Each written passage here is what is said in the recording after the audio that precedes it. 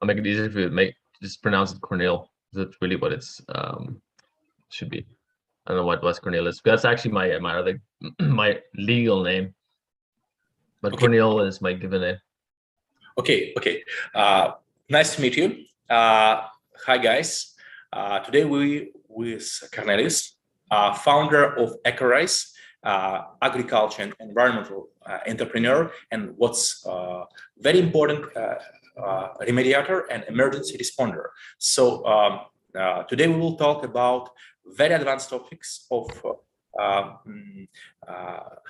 regenerative agriculture, about the new topics in DeFi, like refi, and also we'll try to, let's say, explain the world of, let's say, responsible living beyond carbon emissions credits. We will try to understand the overall systems that could provide us and let's say support our let's say development as a civilization. So thank you for being with us.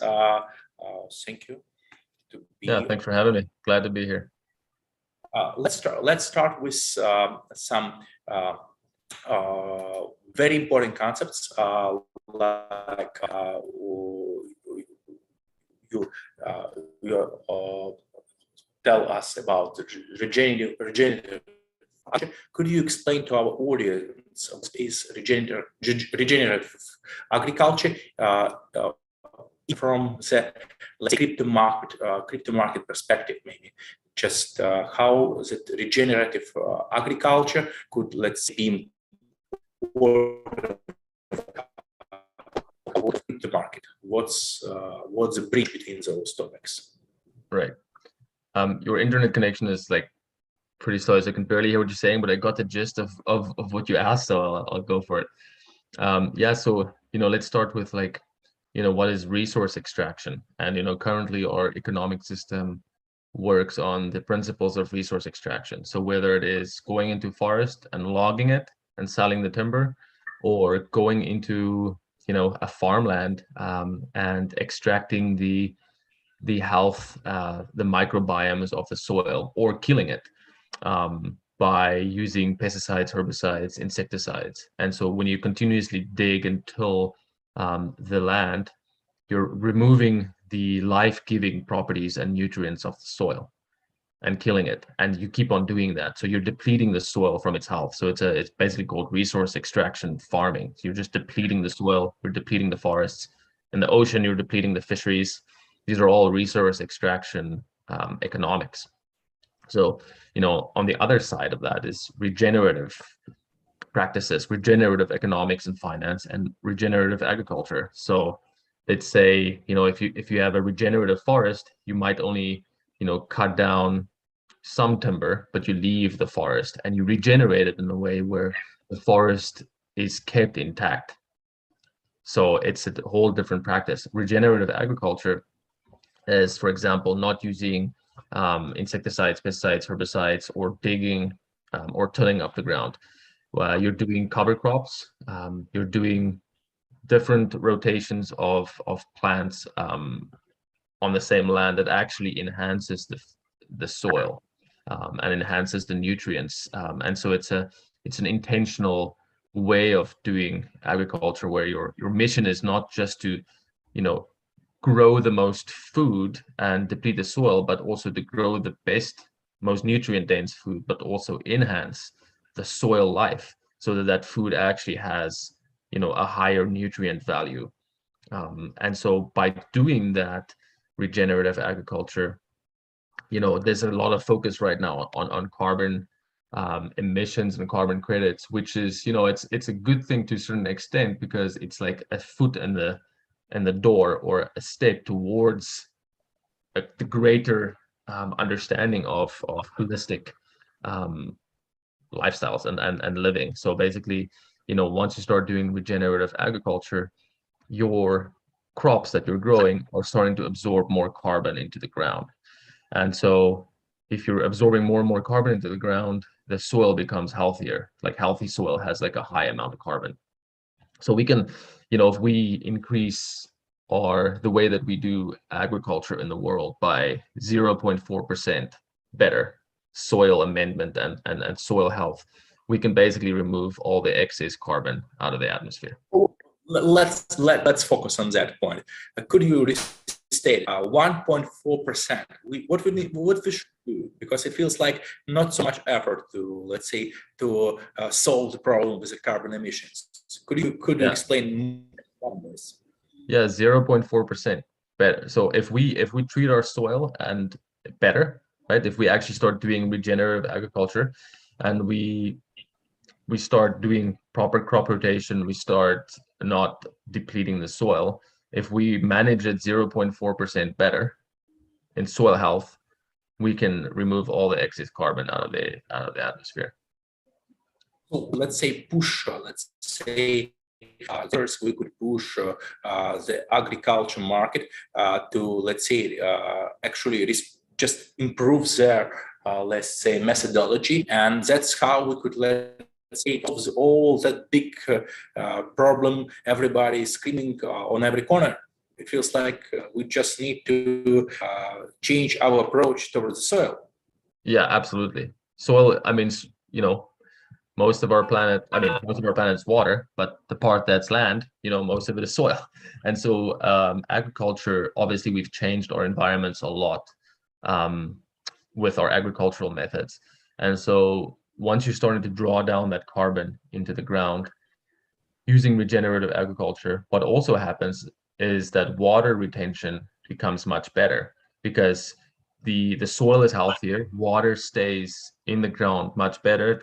It doesn't just run off. So like depleted soils, the water just runs off, right? So you get flooding, right? And then you get erosion. So if you do regenerative agriculture, you can actually do, capture water. And then there's water methodologies being created. So there's carbon credits, but now they're creating water credits. So if you're doing certain actions to keep water in the ground or water from running off, you can actually get water credits as well. And then what also happens is by increasing regenerative agriculture, carbon credits, water credits, you're naturally increasing the biodiversity because bees and birds and all those things come back when you start doing regenerative agriculture because your pesticides and herbicides is not killing those things. So when biodiversity comes back, you get other plants, other animals, and all those things. And now there's biodiversity credits being created as well. So basically, once you start doing the regenerative part, you get carbon credits, water credits, biodiversity credits. There's also climate risk credits. So like flooding, fires, these type of mitigations, you can get credits for that as well. So now you're basically creating a whole new economy based on doing the right thing. So that's where we can start, and that's what Ecorise is doing, is that we start incentivizing and rewarding people to start doing the right thing with their land, because people think, if I do resource extraction, I get more crops and they can make more money and I'm subsidized that way. And that's currently how it works, right? That's why nobody's changing their actions, because they're subsidized to keep the status quo going. But this way you can show them that, listen, you can actually make money for doing the right thing, which is also going to increase your crop yields and increase the biodiversity around you. So you can actually make more money by starting to do regenerative agriculture. We need to create the roundtables, chain link, and also Earth partners responsible for, let's say, agriculture robotics, just to, let's say, to create that industry. I mean, I do you have wonderful issues. I'm not sure that it's somehow backed by the market. I mean, we do realize that we have on all of that carbon credit. It's important to create that demand to water credits and also biodiversity credits. So understanding how to form that industry, because that's so huge. Yeah. So I mean, there's people in the crypto space and obviously in the traditional space that are already working on the methodology creation for it. So that's great, right? Like that's their thing, is they're creating the methodologies for it. There's also the data capturing part of it. So the monetization of the ecological data being captured on the lands where this is happening, that's another revenue source that landowners can tap into. Because if you can now, you sell your data, say like, this is what we're doing on our land, here's the data that prove it, we can actually start bypassing, let's say, the current, fossil aged industries that are a bottleneck in the verification and assessment process of the methodology creation. Let's say the carbon credits, for example. There's two companies called Vera and Gold Standard who are, they are the bottleneck, but also the main reputable assessment companies that actually say, yes, you have captured this amount of carbon, they're verified, we can sell these on the open market. Big companies like that because this is the reputable company. But now if we start doing these regenerative things with the data capturing, we can actually prove with the data that these things are happening without having the humans do that over a 3 to 5 year process, and it costs $150,000 to $200,000 for a process. So the current way makes it go too long and it's too expensive. So that's the same thing with Bitcoin, right? Like with the trustlessness, is that we can basically bypass the human fraud and corruption part of it, and just prove it with the data. Okay. Create the whole infrastructure right now. Create that, let's say, the ability to, and also the necessity, because everything comes from regulations. Why people becoming, they paying less or extra tax, or pay or somehow for their actions. That's important. That's important to create, let's say, credits, to promote that on every level, like on the European level. I do realize, I understand all our European market. I understand how it works, how the decisions are made, and how, let's say, to promote that type of stuff. So, and let's be honest, we are facing very serious economic crisis, and a lot of people in Europe, I could represent the Europeans, a lot of people are thinking, we have so much problem, we have a gas prices problem, oil prices, skyrocket, and enough money to be responsible. Could you, let's say, explain what because it cites its ability to explain them long-term actions of their actions, and even during the crisis when they just trying to survive, because some of them just trying to survive right now. Mm-hmm. Yeah, I can't. I'm like, you're cutting in and out quite a lot now, so I couldn't really hear the question. I don't know what's going on with the connection. It feels like very strong internet connection here. It's even a cable. It's not a Wi-Fi, but still, I will try to restate. We have crisis right now, and in Europe, and a lot of are not willing to be responsible, explaining that they don't want to be responsible. That we have a skyrocketing oil prices. I don't know what's going on right now with our internet connection, but it feels great from my side. So the problem is how to explain them the consequences of the action, how we could face the necessity of biodiversity credits and all of that actions, even during the crisis time, when the people need to spend money and extra effort to that extra work to save the planet. Yeah, right.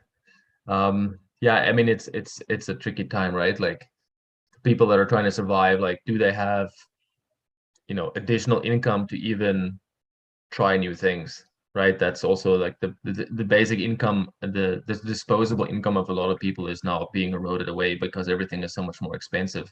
But somewhere we have to make the switch where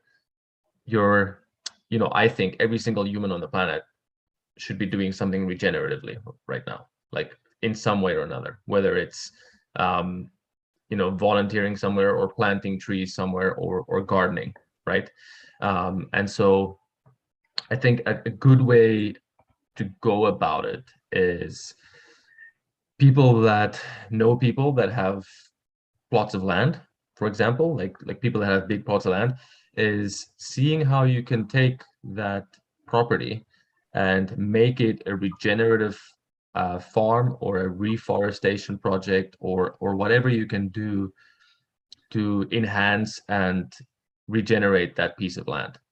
And depending on the size of it, basically then you do like you do an application to, for example, Ecorise, where you're saying, yes, we have 500 acres of land here, and we're doing regenerative farming, or we're doing a reforestation project. Then we basically send the data collection, like IoT sensors, to that land, so we can actually capture the amount of carbon that a tree is capturing over time, and how we're increasing the soil health.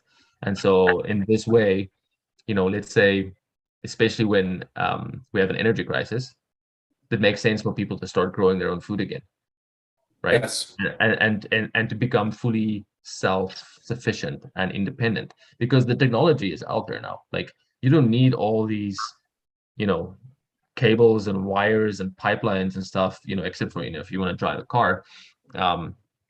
But there's all kinds of energy needs. The satellite internet. There's a lot of ways to be completely kind of off the grid with self-sufficient, and I think this is the way that it's a necessity that humans go this way now, because we've shown like how being dependent on these government and energy situations is how fragile it is. And so local economies, right, local communities need to really like band together and start figuring out the way to like be self-sufficient in a local sense, so that you're not dependent on what happens in the greater world, right? Like, not too long ago, 50 years ago, people were locally dependent, right? They had the greater world things didn't really affect them when it comes to food, because everybody grew their own food. Yeah.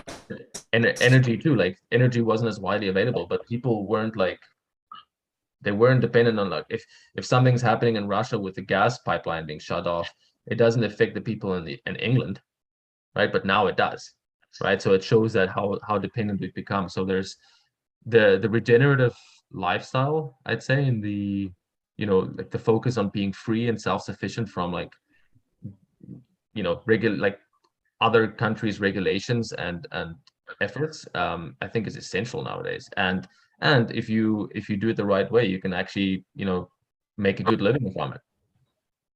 Definitely. We think about that, let's say, our consumption. From my perspective, as I understand the words and what you just mentioned, we could, let's say, change the goods we're consuming, or we could change the crops we're seeing. For example, amaranth. We're actually promoting amaranth very extensively, and if we do realize, as you already mentioned, that we could, let's say, somehow adjust our consumption, adjust how we use the soil, and that's how solve a lot of issues. Could you, let's say, share regarding the crops we should seed and overall consumption approach towards, let's say, consumption adjustment? I mean, from that perspective. So your question is like the type of crops to use? Is that your question? You're breaking up again. Yes. Yeah. What's going on? Yeah. I don't know what's going on. Yeah. So I mean, I think like the thing is that you grow locally, right? Like that you grow locally, but like, so for example, have you seen Earthships? Earthships, yeah. So I think this is prime opportunity for people. It's basically you're building a house that basically has a greenhouse built into it, so you can grow any food you want year round through the winter in your house. All the veggies and things that you would normally grow outside and stuff, you can just grow it inside your house. And it also warms up your house, so you don't need energy input to warm up your house. Your house does it for you.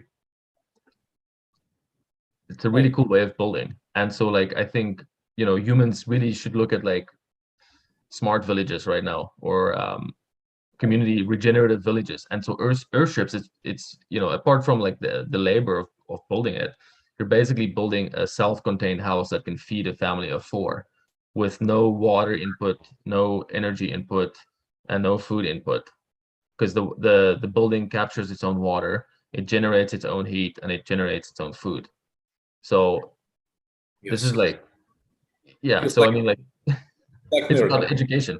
And so you can grow anything you want, right? And in any country, you can grow, potatoes in there, carrots, lettuce, like all the things that I guess we're kind of used to nowadays in our salads and things.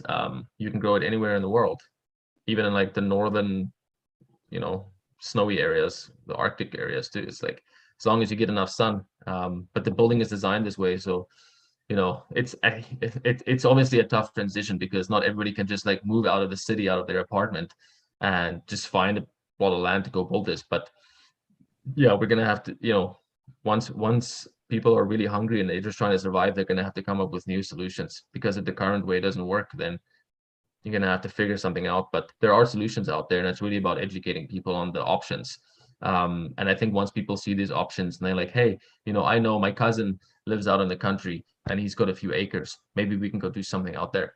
And this way, when more and more people do this, there's less dependency from the people in general, because the communities become local. These things can produce food for themselves. There's less demand for imports. It'll have a snowball effect, and also you can get money from it, right? Wonderful. And how much does it cost to build that type of house? Because we at Elmas land, we have, let's say, simplified strategy. We are building the houses and eco villages mostly in a wonderful climate in Mexico and other parts of Latin America. So we do realize that we, let's say, somehow solve a lot of problems. We don't need so extensive smart house, let's say, solutions. Yes, we have 82 hectares in Latvia. Have let's say also eco villages in Scandinavia. How much does it cost, let's say, to build a house for a family of 4 with all of that technologies you just mentioned? Yeah, right. So I guess it all depends on which country you're building it in too, right? Because labor costs are different. But generally, most of these get built by volunteers. So the labor is pretty much almost free.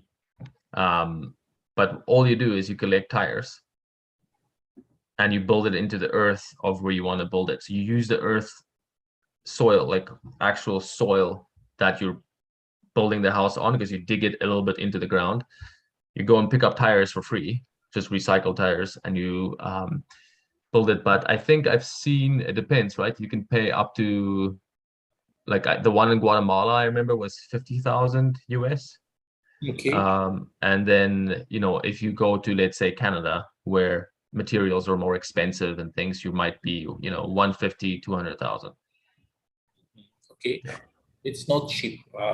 Let's say if we, it feels like the materials in Latvia and Finland and Estonia the same as in Canada. So it's not cheap. It's not for everybody. It's beautiful, beautiful solutions, beautiful solution, but it feels like it's slightly expensive for not even for undeveloped world, but even for let's say European countries, most of European countries, it's very expensive to make that steps. Could we somehow, let's say, simplify all of that experience, or do you feel, let's say, that the hunger will help people to, let's say, simplify everything because of that huge need they have? Yeah, I mean, I guess it also depends. Like, you can be as thrifty or as spendy as you want, because you can, let's say, you can go and find a lot of recycled or secondhand things, right, and build stuff for a lot cheaper. But if you're buying new, obviously it's a lot more expensive. So, like, let's say with the Earthships, like, there's solar panels, right? There's batteries. Yes. There's, you could say, like, hot water heat systems and glass. So these things, it depends, right? Like, it just depends. But you can build it for as cheap as you want if you can source things for very, very thrifty, So it just depends on, like, how much effort you want to do in sourcing things and not buying them new. But you can definitely make it a lot cheaper.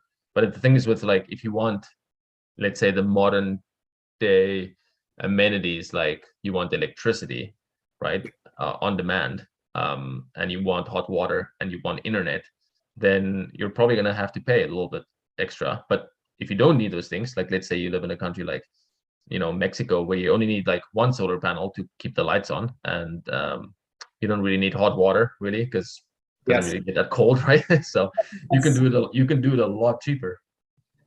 Yes, yes, that we know that.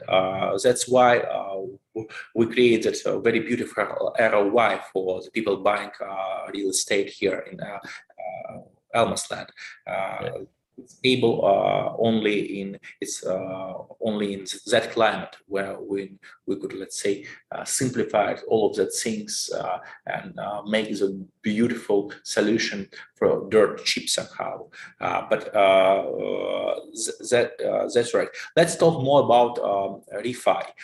Let's talk about the industry you are willing to create, and we are ready to help you with that. What about that biodiversity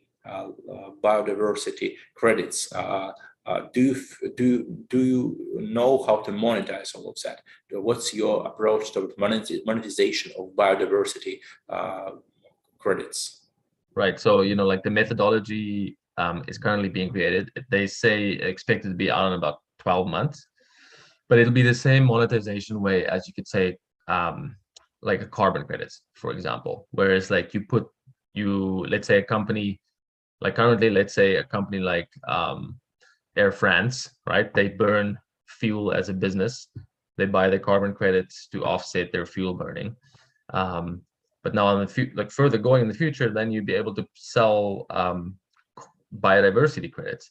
So if there's a company that's like, okay, well, we have, you know, our business practices are, for example, questionable in a way that we might be, you know, destroying a little bit of biodiversity on this side, they could fund projects that are enhancing biodiversity. And so they'd be buying their biodiversity credits.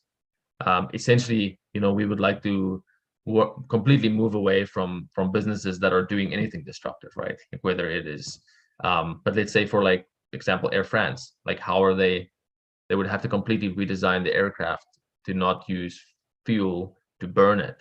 So it's going to be inevitable for them to burn fuel. It's impossible, just impossible. But the idea of biodiversity biocredits, biodiversity credits is now understandable. It's very important that you could not like shut the dock and create and born two new cats. It's like it's not working like that. The ecosystem, it's very connected. So as a we have let's say bioethics codex in Elmas land, and we're trying to achieve that ability to score every interaction with the world. So it's for me, it's a huge step forward, all of the biodiversity credits, but still we need somehow to, let's say, balance our actions, because as I already mentioned, you could not destroy the Canada and build a couple new Latvias on other part of the world. It's not working like that. It's not supporting the planet. No. You still need to balance all of the actions. And I hope the guys who's creating those biodiversity credits understand that, and they will create. I'm actually willing to be part of that methodology creation process. Do you know the names of the people who's behind all of that? Do you know who's leading that movement right now? Yeah, so for example, like Regen Network is one of the leaders in that methodology creation part. And they have a few people they're working on, and it's sort of, you know, there's DeFi, decentralized finance. This is called decentralized science. So it's called DeSci. Wow. Yeah. So they're doing a lot of work in like the science of biodiversity and water retention, and like being able to prove through the data of what's actually happening there. And it's decentralized, so it's, or try to be not corrupted by current science methods, right? So it's like, it's more of a, like, here's a bit of creation here, it's a bit of creation here. It's not controlled by a single entity. Yes, yes, yes. We do realize that there's Bill Gates and other big guys love and Monsanto. They love science. They love Yeah, they love science, yeah, and they sponsor a lot of beautiful researchers, helping them to yeah, yeah, absolutely. fuck Yeah, up for decades, not maybe even for the centuries yeah, of hard work, of our hard work to, let's say, to solve all of this shit. yeah, Yes, it's beautiful concepts. It's for me, it's a great honor to be with you, and also what you are sharing right now. It's like light in the dark, because I have never ever seen the guys from decentralized science field. It's just it feels like a new movement. It feels like when we started that conversation, it feels like you will let's say explain how our crypto world could grow with refi and regenerative agriculture. And right now, I do realize and do understand what it's all about, because we were as Elmas land, we just understand the necessity for all of that actions, but mostly it's not our business model. We're just doing that because it's a core of our DNA. It's one of the most, it's our values. But right now, I do realize it's industry that we could create that in industry together. And I'm totally open to put your IoT devices. We have 82 hectares in Latvia. Let's do it. Let's start with that. It just wonderful pilot project, and for me, it will be a great honor to be part of the movement you just. amazing. Is that a reforestation project? That one in Latvia? Yes, yes, Yeah, yes. yeah, cool. Yeah, yeah. I mean, that's the beautiful thing too. Like nowadays, I mean, there's this ESG movement, right? That is some people question, like the environmental social governance, right? Like all companies need to have that, otherwise investors will pull out, right? And so, for example, with the eco token, what we are creating with this token is that we want to have a token that represents the value of natural capital assets, right? And so to me, that's like the most important thing we have on our planet, because all humans use it and all humans live off it.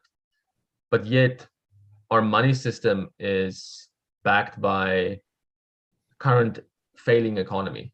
Yes. No more gold backing it, right? And so when we have a money that actually is, you could almost say like backed or supported by natural capital assets, that value, especially when you tokenize it, gives a much greater value to natural capital than the current system does. The current system just sees it as resource extraction. Oh, there's a forest, let's cut it down, let's take the money. The natural capital looks at all the factors involved: the soil health, the water, the animals, right, the biodiversity, the carbon, the water, like all this holistic system, and how they provide value in a monetary economic system, because it provides way more value being a healthy, intact ecosystem than it does being chopped down and being removed. And so now we've actually, we can run the numbers and we can prove that, let's say, if you cut down 100 acres of forest and it takes 60 years to grow back, that once-off money gain that you get for cutting it down, if you take that 100 acres and you look at all the value that it provides for so many people and animals, and over that 60 years, it actually provides you way more money and way more value over time. And we can prove that now with the data and with the stats. So it's like, it's almost now becoming a no-brainer. It's like, it shows that if we keep things intact and alive, it provides way more value. So why wouldn't we do that? So our eco token represents that value. And huge respect, just a huge respect. I'm first time sitting with a guy like you, with so in-depth understanding. And what I like in all of that, you have financial model behind all of that. You're not a dreamer. You're not a do-gooder. You are the guy who's understand how to create the economy and back our actions with that economy and help that ideas to thrive, because only economy could, let's say, make the healthy project like yours. And it feels, I hope you will be successful. I hope we will be successful, because it's just too good to throw it away. Just so important right now. And I hope we could, let's say, explain all of that, because you do realize in science, in crop production, in agriculture, a lot of mafia. It's actually mafia. It's not like it's like real criminals. They acting and operating like criminals. Some suits, something with the white gloves, but they are, let's say, murderers. They operate like that type of structures. So I hope we will be successful and we will survive, and we will create that economy, because we need it. We need to stop all that hypocrisy, and we need to create a very strong financial model. For me, it was a huge honor to be with you today. For me, it was like ultimate moment for just to understand that we already have the masterminds like yours with understanding how to create that economy, not just brilliant ideas, but what you just mentioned. Thank you so much. Yeah, absolutely. Thanks for being here. And yeah, we have to make it, right? We have to do this. We can't stop. We have to change things. What's the latest? Let's ask some question from the audience. What's the latest news from your project? What's the last big movement in your development? What you just done? Maybe IoT devices, or maybe some technology. You just, let's say, create. Yeah. So currently, there's a property of a few hundred acres on the east side of Canada in Nova Scotia. That's a reforestation project that sensors are going to go to be able to, prove the value of keeping trees in the ground over time instead of logging it again, right? So yeah, that's I'd say that's the latest development. Wonderful. So what about the landowners, the guys all over the world, how they could connect with your project? What should they do, and how to, let's say, to start that movement together with you? What should they do to connect with you?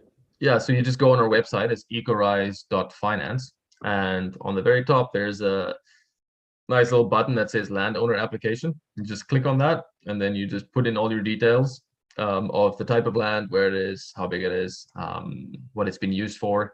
You just give us all that data, and then we'll just email you back. I hope we will meet together. Maybe we will create a, let's say, panel discussion with, let's say, agriculture, robotics projects, also satellite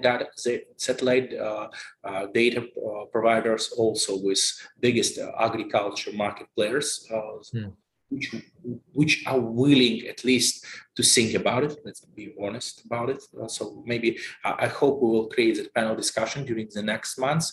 And what we need to do, and we need to explain people about ability to gain money, being responsible. So we need to, let's say, promote that financial opportunities, and let's say at least show them what they could do in a near future with supporting the projects like yours. Thank you.